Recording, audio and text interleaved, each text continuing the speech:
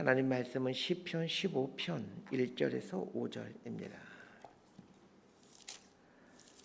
시편 15편 1절에서 5절까지 말씀 번갈아 가면서 읽도록 합니다. 제가 먼저 읽겠습니다. 여호와여, 주의 장막에 머무를 자 누구오며 주의 성산에 사는 자 누구오니까? 정직하게 행하며 공의를 실천하며 그의 마음에 진실을 말하며 그의 혀로 남을 허물하지 아니하고 그의 이웃에게 악을 행하지 아니하며 그의 이웃을 비방하지 아니하며 그의 눈은 망령된 자를 멸시하며 여호와를 두려워하는 자들을 존대하며 그의 마음에 선한 것은 해로울지라도 편하지 아니하며 5절 함께 읽습니다. 이자를 받으려고 돈을 꾸어주지 아니하며 뇌물을 받고 무죄한 자를 행하지 아니하는 자이니 이런 일을 행하는 자는 영원히 흔들리지 아니하리이다. 아멘. 이 시편 15편은 이 하나님을 예배하는 것은 무엇인가를 알려주고 있는 시편입니다. 우리는 예배를 이해할 때 종교 의식으로서 다분히 이해하는 어떤 습관이 되어 있습니다. 무슨 말이냐면 주일에 교회 와서 경건한 마음과 경건한 자세로 예배 순서에 따라 행하는 것, 이런 걸 예배라고 생각을 합니다.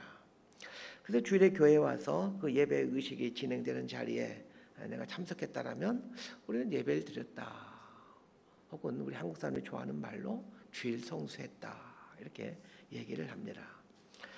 이런 생각을 갖고 신앙생활을 하다 보니 이 예배의 본래의 정신을 점차 잊어버리게 되고 어떤 종교 의식에 익숙한 사람으로 변해가게 됩니다. 하나님은 우리를 예배자로 불러주셨지 종교 의식에 익숙해가는 어떤 숙달자, 종교 의식의 숙달자, 이런 사람으로 부르지를 않았습니다.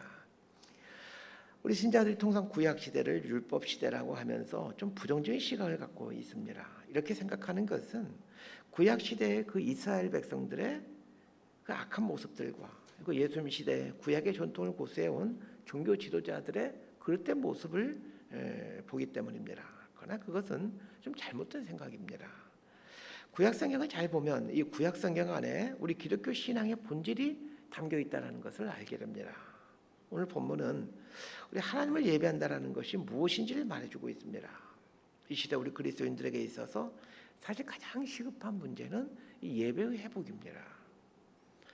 교회마다 예배의 회복을 강조하고 있지만 정작 그 예배 회복이 무엇인지는 쉽게 설명하지 못하고 있습니다. 오늘 본문을 보면서 그 예배가 회복된다는 것이 무엇인지, 하나님 앞에서 예배자로 산다라는 것이 무엇인지를 배워갔으면 합니다.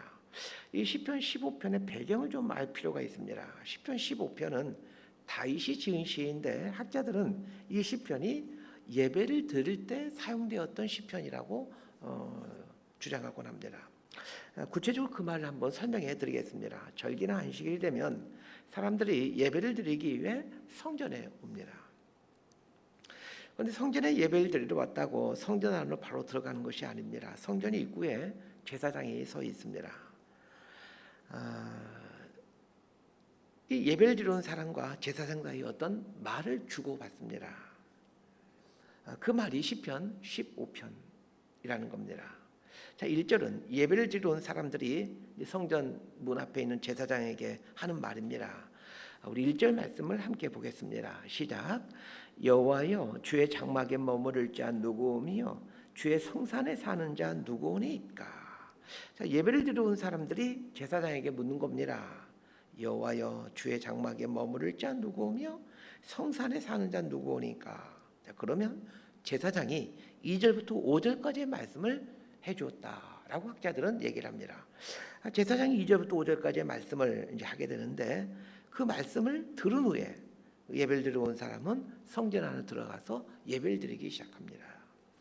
1절은 예배를 드리러 온 사람이 제사장이 하는 어떤 질문이라고 말씀드렸습니다. 여호와여, 주의 장막에 머무를 자 누구오며 성산에 사는 자 누구오니까? 이 구절은 해석이 필요합니다. 주의 장막에 머무를 자 누구오며 라는 말과 성산에 사는 자는 같은 말로 누가 성전에 와서 하나님을 예배할 수 있습니까? 이렇게 의역할 수 있습니다. 풀이하면 어떤 사람이 하나님께 예배드릴 수 있는 자격을 갖추고 있습니까? 이렇게도 해석할 수 있을 것 같습니다. 이 질문은 마치 하나님을 예배하는 데에는 어떤 자격을 갖춰야 하는 것처럼 보여집니다. 그러나 이 질문이 궁극적으로 말하고자 하는 것은 하나님을 진짜로 예배하는 것이 무엇인가입니다. 다윗이 이 시편을 지음으로 성전에 예배드리러 오는 사람들 하여금 이런 질문을 제사장에게 하도록 했던 것은 자칫하면 이스라엘 백성들이 이 예배의 본질을 잊어버리고 종교 의식에 참여하는 것으로 하나님을 예배하고 있다, 하나님께 제사하고 있다, 이렇게 생각할 가능성이 아주 높았기 때문입니다. 다윗의 이러한 우려는 현실이 되죠. 다윗 시대 이후에 이스라엘 백성들의 신앙생활하는 모습을 잘 보시길 바랍니다. 특히 선지서에 등장하는 내용들을 보면 이스라엘 백성들이 어떻게 행했는지가 여과없이 드러나는데 다윗의 우려처럼 그대로 되었다는 것을 알게 됩니다. 내일부터 이사야서를 가지고 새벽에 말씀을 다루게 되는데 그 이사야서 1장부터 하는 얘기가 이 예배가 얼마나 타락했는지, 성전에서 드리는 제사가 얼마나 타락했는지를 얘기하고 있습니다. 종교의식에 참여하고 재물도 드리고 있고 헌금도 드리고 있지만, 그러나 하나님께서 의도하신 그 예배의 본질에서 상당히 동떨어진 삶을 이스라엘 백성들이 살아가게 됩니다. 자, 그러면 하나님께서 원하신 그 예배의 본질은 무엇일까요? 2절부터 5절까지 말씀을 함께 봅시다. 시작. 정직하게 행하며 공의를 실천하며 그의 마음의 진실을 말하며 그의 혀로 남을 허물하지 아니하고 그의 이웃에게 악을 행하지 아니하며 그의 이웃을 비방하지 아니하며 그의 눈은 망령된 자를 멸시하며 여호와를 두려워하는 자들을 존대하며 그의 마음에 소원한 것은 해로울지라도 변하지 아니하며 이자를 받으려고 돈을 구워주지 아니하며 뇌물을 받고 무죄한 자를 해하지 아니한 자이니 이런 일을 행하는 자는 영원히 흔들리지 아니하리이다. 자, 2절부터 5절까지는 10가지 내용이 나옵니다. 중요하게 보셔야 될 것이 있습니다. 2절부터 5절은 1절의 질문인 주의 장막에 머무를 자가 누구입니까? 라는 질문에 대한 제사장의 답변인데 종교의식과는 관련된 것이 하나도 없다는 것입니다. 예를 들면 성전에 올 때는 제물을 가지고 와야 된다. 성전에 제사드리러 올 때는 깨끗한 옷을 입고 와야 된다. 제사드리는 시간을 엄숙하게 지켜야 한다. 이런 내용은 하나도 없습니다. 그렇다고 이런 것이 전혀 중요하지 않다? 그런 얘기가 아닙니다. 이런 것은 예배의 본질이 아니라는 얘기입니다.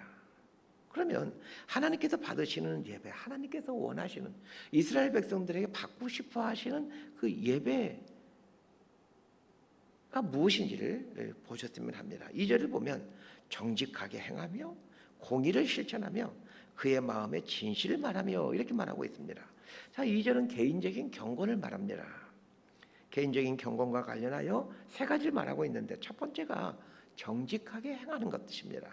이 말의 의미는 따로 설명이 필요 없을 것 같습니다. 정직하게 행하는 것이라는 말이 무슨 뜻인지는 다 아실 것입니다. 두 번째가 공의를 실천하는 것입니다. 이 공의라는 단어가 이 째데크라는 단어입니다. 이 단어는 통상 성경에서 의 혹은 공의라는 말로 번역되어서 자주 등장하는 단어입니다. 이 째데크는 관계에 있어서 온전함을 말하는데 하나님과의 관계에 있어서는 하나님의 말씀을 신실하게 지키는 것으로 온전하게 되어지고 사람과의 관계에 있어서는 도덕적인 규범을 지킴으로 이 째데크에 이르게 됩니다. 그래서 공의를 실천한다, 의를 실천한다라는 말은 하나님의 말씀에 순종함으로 하나님과 온전한 관계를 맺는다라는 말이면서 사람들에게는 지켜야 될 도덕 규범을 지킴으로 온전한 관계를 맺어간다라는 말입니다. 세 번째 나오는 마음의 진실을 말하며 이것은 마음에 무엇을 품고 사느냐에 대한 이야기입니다. 마음에 진실한 것을 품고 살아야 된다라는 뜻입니다. 자, 이 3가지를 종합해 보면 하나님께 예배드린 사람은 정직하게 행하며 사는 사람이요, 공의를 실천하는 사람이요, 마음에 진실함을 품고 사는 사람이라는 뜻입니다. 하나님을 믿는 사람은 하나님을 예배하는 사람인데 하나님을 예배하는 사람은 2절에서 말하고 있는 것처럼 이런 경건함을 갖고 살아야 한다는 겁니다. 3절은 하나님을 예배하는 사람은 다른 사람과의 관계에 있어서 어떤 모습을 갖고 있느냐를 알려줍니다. 그의 혀로 남을 허물하지 아니하고 그의 이웃에게 악을 행하지 아니하며 그의 이웃을 비방하지 아니하며라고 말하고 있습니다. 혀로 남을 허물하지 아니한다라는 말도 무슨 뜻인지 어렵지 않게 알 수 있을 것 같습니다. 다른 사람의 허물을 말하지 아니한다라는 뜻입니다. 표준 세번역에서는 이 부분을 혀를 놀려 남의 허물을 들추지 않는 사람 이렇게 번역되어 있습니다. 어떤 사람에게 허물이 있지만 그 사람의 허물을 들춰내지 않는 것이 하나님을 예배하는 것이라는 말입니다. 다른 사람의 허물을 들춰내는 것은 하나님을 예배하는 것과 정반대의 모습이기에 만약 우리가 다른 사람의 허물을 들춰내는 일을 자주 하고 있다면 아무리 열심히 예배를 드리고 많은 헌금을 드린다 하더라도 그 사람은 하나님을 예배하는 사람이 아닙니다. 다섯 번째로 등장하는 것이 이웃에게 악을 행하지 아니하며입니다. 이 부분은 다른 번역본들에서는 이웃에게 해를 입히지 않는다라고 번역되어 있습니다. 이웃에게 해를 입히지 않는다라는 말은 이웃에게 물질적인 손해를 입히지 않는다라는 뜻만 갖고 있는 것이 아니라 인격적인 해를 가하지 않는다라는 뜻도 갖고 있습니다. 이웃의 가난함을 멸시하거나 누군가의 배우지 못함을 멸시함으로 그 사람의 마음에 상처를 준 일을 해서는 안 된다는 것입니다. 이 교회 다니는 사람들도 보면 좀 끼리끼리 노는 경향이 있습니다. 많이 배운 사람은 많이 배운 사람끼리, 돈이 많은 사람은 돈 있는 사람끼리 어울립니다. 그러면서 많이 배운 사람은 배우지 못한 사람을 은근히 무시합니다. 돈 있는 사람은 돈 없는 사람을 은근히 무시합니다. 이러한 모습은 온전한 예배에 반하는 행동입니다. 돈이 있는 분이라면 가난한 분에게 일부러 다가가시길 바랍니다. 좀 배우신 분이라면 못 배운 분에게 일부러 다가가시길 바랍니다. 그래서 그들의 그 좀 배우지 못한 분의 언어로 그들에게 대화하는 겁니다. 이런 게 예배입니다. 여섯 번째로 등장하는 것이 이웃을 비방하지 아니하는 것입니다. 이것은 이웃을 해하기 위해 거짓말하지, 거짓 증거하지 않는다라는 말입니다. 쉽게 말해 내 이익을 위해서 이웃에 대한 거짓말을 만들어내지 않는다라는 말입니다. 이 목회를 하면서 자주 경험하는 것들이 이런 것들입니다. 이 목회자도 사람인지라 실수를 자주 하죠. 그런데 종종 터무니없는 거짓말로 또 목회자를 비방하는 사람들도 있습니다. 전혀 사실 무근의 말을 만들어 비방하죠. 이런 상황에서 목회자들도 깊은 상처를 받습니다. 예수 믿는 사람이라면 다른 사람을 비방해서는 안 되지만 꼭 비방하고 싶을 때는 사실만 말씀하시길 바랍니다. 터무니없는 거짓말을 만들어 다른 사람을 비방하게 된다면 하나님 앞에 서게 될 때 그 형벌을 어떻게 감당할 수 있겠습니까? 일곱 번째로 말해주는 것이 그의 눈은 망령된 자를 멸시하며입니다. 이 멸시하며라는 단어가 부정적인 의미를 갖고 있는 단어이기에 예수 믿는 사람들은 누구를 멸시해서는 안 된다 이렇게 통상 생각을 합니다. 그러나 그렇지 않습니다. 멸시해야 될 사람이 있습니다. 망령된 자를 멸시해야 합니다. 자, 그러면 망령된 자를 멸시한다라는 말은 무슨 뜻일까요? 망령된 자라는 말은 다른 번역본에서는 하나님을 업신여기는 자, 하나님을 버린 자, 하나님으로부터 버림받은 자 이렇게 번역되어져 있습니다. 하나님을 업신여기는 자를 멸시하라라는 말은 하나님을 업신여기는 사람들 경멸의 눈초리를 바라보라 그런 뜻이 아니라 그 사람들의 그 삶의 습관을 멸시하라는 얘기입니다. 하나님을 경외치 아니하는 그 삶의 습관과 자세를 멸시하라는 말입니다. 여덟 번째로 말해주는 것이 여호와를 두려워하는 자를 존대하며입니다. 이 말은 하나님을 경외하는 사람들을 존중하고 존경하고 또 그들의 삶을 본받으라는 뜻입니다. 아홉 번째로 말해주는 것이 마음에 소원하는 것은 지키라입니다. 하나님과 약속한 것은 지키라는 얘기입니다. 우리는 하나님과 많은 약속을 합니다. 그런데 대부분의 사람들은 이 약속을 지키지 않죠. 마지막 열 번째로 말해주는 것이 이자를 받으려고 돈을 꿔주지 아니하는 것입니다. 이 말의 정확한 의도를 알기 위해서는 이 시대에 돈을 빌려주는 이 문화를 알아야 합니다. 문헌에 보면 구약 시대의 바벨론은 돈을 빌려줄 때 33.3%의 이자를 받고 돈을 빌려줬다라는 기록이 나오고, 아수르는 50%의 이자를 받았다라고 문헌에 나옵니다. 자, 한번 생각해 보시길 바랍니다. 이 얼마나 고금리입니까? 33.3%, 50%. 이런 고금리의 이유를 가난한 사람이 정하겠습니까? 아니면 가진 자, 부자들이 정하겠습니까?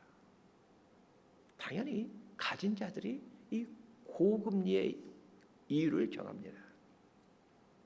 가진 자들은 이런 고금리를 만들어 놓고 그것으로 자신의 부를 늘려갑니다. 자, 이런 배경을 이해할 때 오늘 본문에 나오는 이자를 받으려고 돈을 꿔주지 아니하며라는 말은 문자 그대로 해석하기보다는 이 본래의 의도를 찾아내어 해석해야 됩니다. 오늘날에 돈을 빌려주면서 이자를 받지 않는 경우는 없습니다. 은행에 돈을 맡기면 이자가 붙죠. 문자적으로 따지면 이 성경 오늘 말씀을 문자 그대로 받아들이게 된다면 은행에서 이자를 받는 것도 사실 오늘 본문 말씀에 어긋나는 일이 됩니다. 문자적으로 지킨다고 은행에 가서 1년 적금을 두고 이자를, 저는 예수 믿는 사람입니다, 성경에 이자 받지 말라고 했더니 이자를 돌려줍니다, 이렇게 하라는 얘기가 아닙니다. 이자를 받으려고 돈을 꿔주지 아니한다라는 말은 내 욕심을 채우기 위해 가난한 사람들을 착취해서는 안 된다라는 말입니다. 가난한 사람이 은행에 가서 돈을 빌리려 하지만 신용도 없고 담보도 없어 돈을 빌려주질 않습니다. 할 수 없이 사채업자에게 돈을 빌릴 수밖에 없죠. 자, 이런 상황에서 이 가난한 사람에게 은행보다 더 낮은 금리로 돈을 빌려준 사람이 있다면 누가 이 사람을 욕하겠습니까? 도리어 이런 저리로 돈을 빌려준 사람을, 가난한 사람을 위해 저리로 돈을 빌려준 사람을 칭찬하지 않겠습니까? 하나님을 예배한다라는 것에 대한 10가지 내용을 공부했는데 한번 정리해 봅시다. 이 10가지는 하나님을 예배하기 위해 성소에 들어가야 되는 사람이 살아가야 되는 모습입니다. 이 10가지를 말씀하시므로 하나님께서 우리에게 진짜로 원하시는 것이 무엇인지를 알게 됩니다. 종교 의식으로서의 예배가 아니라 삶으로서의 예배입니다.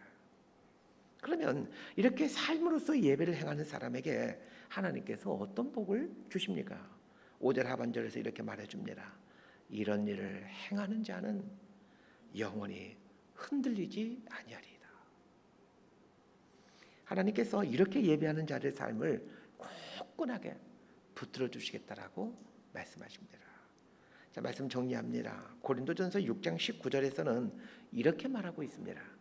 너희 몸은 너희가 하나님께로부터 받은 바 너희 가운데 계신 성령의 전인 줄을 알지 못하느냐? 너희는 너희 자신의 것이 아니라. 성경은 우리 몸이 하나님의 성전이라고 말을 합니다. 예배는 우리 몸을 하나님의 성전답게 만들어가는 것입니다. 정직하게 행하고 공의를 실천하고 마음의 진실을 말하고 남의 허물을 들춰내지 아니하고 이웃에게 악을 행하지 아니하고 이웃을 비방하지 아니하고 망령된 자의 삶의 자세를 미워하고 여호와를 경외하는 자를 존중하며 하나님께 소원한 것은 지켜가며 더 많은 부를 추구하기 위해 가난한 자의 것을 빼앗지 아니하는 삶을 사는 것, 이런 것이 하나님이 기뻐하는 예배를 드리는 사람의 모습입니다. 꼭 기억하시길 바랍니다. 삶이 예배입니다. 삶이 온전한 예배가 될 수 있도록 우리 몸이 또한 온전한 성전이 되어갈 수 있도록 하나님 앞에서 살아가는 저와 여러분의 삶이 되기를 진심으로 소망하고 축복합니다. 기도하겠습니다. 하나님 성전에 들어가 하나님을 예배하는 자가 어떤 삶을 살아야 되는지를 알게 됩니다. 오늘 말씀을 통해 깨닫게 해주신 것처럼 삶에서 하나님을 향한 경건함을 갖게 하시고 이웃들과의 관계에서 선을 행함으로 삶으로 하나님을 예배하는 참 예배자가 되어갈 수 있도록 우리 삶을 붙들어 주옵소서. 그리하여 하나님께서 주시는 영원히 흔들리지 아니하리라 라는 이런 귀한 복을 누려가는 저희들 되게 하여 주옵소서. 예수님 이름으로 기도드리옵나이다. 아멘. 기도하고 돌아가시겠습니다.